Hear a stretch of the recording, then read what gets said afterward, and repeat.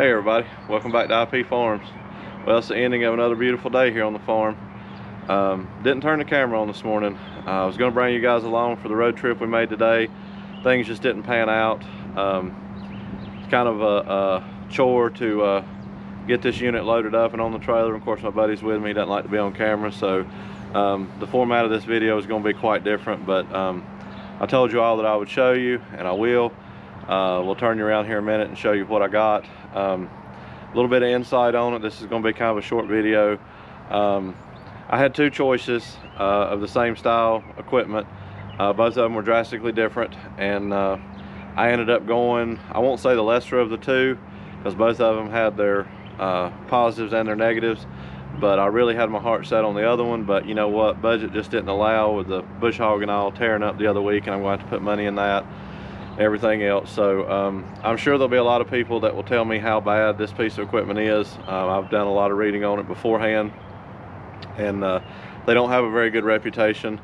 There's a couple of pluses to it, I think, that'll help me with my rookie status.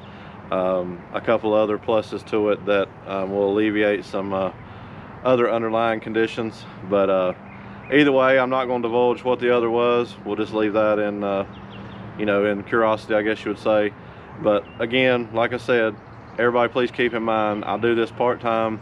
It's more of a hobby than it is anything right now. Everything I do here at the farm seems to be a bottomless pit, whether it's, you know, repairs, equipment, parts, fuel. It doesn't matter. There's no return on anything I do here. My heart's in it. It always will be, and it's my passion, it's my dream. So, you know, we're going to continue on. But what that does, honestly, is trickle down to the fact that, you know, I can't buy real nice high-dollar equipment. I usually can't buy anything that you know, is ready to go right in the field at the moment. The little planter that I got, that was a good deal. But you know, pennies on the dollar, that's my slogan, and we got this for pennies on the dollar. So really pennies on the dollar. But it is what it is. It does need some work, a little more work than what I anticipated when I went after it, but we're gonna make it happen. I think the parts are readily available. The main pieces of what this, you know, piece of equipment is, I think, are in decent shape to get me started doing what I'm doing. The other is just kind of some fabrication and nutting and bolting stuff, so we'll see what happens. But you know, like I said, feel free to drop it down in the comments, whether it's, you know, bashing it, good, bad, ugly. I know I've read enough of it, but we're gonna see what happens. You know, I'm red all the way, but we ended up with another green piece of equipment. All right, well, it's a little breezy out. I apologize for that, but here it is. John Deere 5-bottom 18-inch semi-mount plow. This is the 2500. I'll get back to that in a minute. I know John Deere plows don't have a very good reputation. This one seems to be in decent shape. It does need a few things. Most of the plow parts themselves are decent. It is missing a coulter on it and a bearing out of one. I may end up just taking those off for right now, mainly just because of cost factor. I know they need to be on there really, but the main issue with it is sorry about the wind, excuse me, is the tail wheel assembly here. It's got kind of a finger and a screen bracket that bolts up there and kind of turns, and it's got two brackets and a pin which bolt on the tail wheel assembly. That was broken. I knew that ahead of time. And I'm not sure if that piece is going to be available where I got it, or if it's just completely destroyed, or I'm going to do a little bit more research on that. But it is available through John Deere, so that's one good thing. Missing one wheel here, which is not a big deal. I've got one of those around here. And of course, the hydraulic cylinder and hydraulic lines will need to be replaced.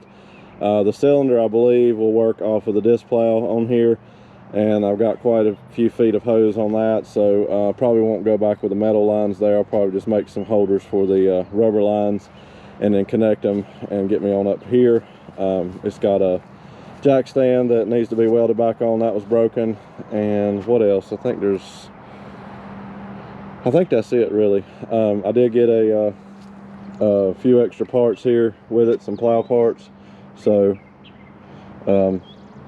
you know, we'll get into that as we go along. I wanted to get us something a little bit more field ready, but keep in mind that here in North Carolina, plows are mostly extinct, and anything it seems that you buy North Carolina farm related is 3 times higher than I can get it a state away. And I looked at several in South Carolina, I looked at some in Virginia, some in Tennessee, but with my availability for transportation, you know, I'm going to have more in going out of state to get something, saving on money, than I am just getting something around here. So this is what we got. Needed it.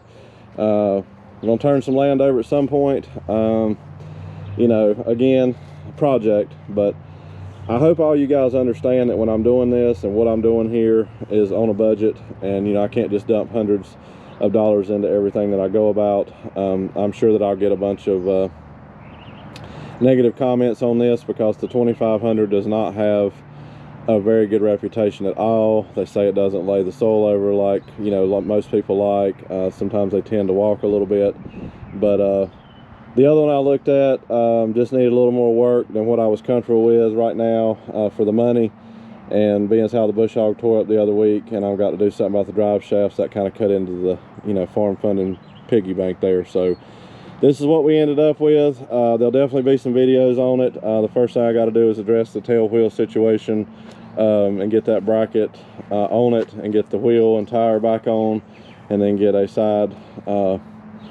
wheel and tire on there, and then we'll address the hydraulic lines and so more than likely, again, I know I'm probably gonna get yelled at, the coulters will probably come off. The other one I was looking at didn't even have coulters on it, so they'll probably come off for right now, just because it's missing the hardware on one, and then I know that one bearing's completely gone in one, so we'll probably just take those off. That won't be a hold up. And like I said, a couple hydraulic lines, a cylinder, and then this piece back here at the back. But you know, it does have spring reset, so that's one good thing for my rookie status. It might be a touch big for the 1086. I think Mr. Tim at Tada Farm said that, I think a dealer told him one time max 5/18s on a 1086. 4 would be better. Be careful with 5, but not 6. So I think this is the limit of it. But you know, semi-mount, I don't carry all the weight on there. I think my adjustment, you know, how the hitch adjusts, all you guys know all that. I'm learning all this, how the, you know, hitch swings over. I think a lot of them have a different design up here where this one's there, but you know, it is what it is. They say the F-Series plow, I think there's a predecessor to this one, was a whole lot better, and I do know somebody personally that's had one of these, and they said it was a nightmare. But you know, pennies on the dollar, that's what we can do. So I'm not going to babble on too much more in this. It's going to be a 5 or 6, 7 minute video of me just talking, but here's what we got today. I'm proud of it. You know, I'm proud of everything I get. It's one more piece of tillage equipment in the arsenal. You know, they've been used before. They may not be perfect, but at least it's something that people know about, whether it's bad or good, and parts are available, so we're not going to be hung out there like we were with the disc plow. So that being said, I think we'll wrap this one up, guys, and let me know what you think about it. Even if it's bad, you can fuss at me in comments. I understand totally. Just hope you guys understand where I'm coming from and what I'm working with. So thank you everybody for being here and for watching, continuing to follow on the journey with me. It's ups and downs all the time, good, bad, ugly. Struggles are always real, but when I started this channel, I told you all that I would bring you along for every bit of it, and that's what I intend to do. So we'll see what happens. Until next time, thank you.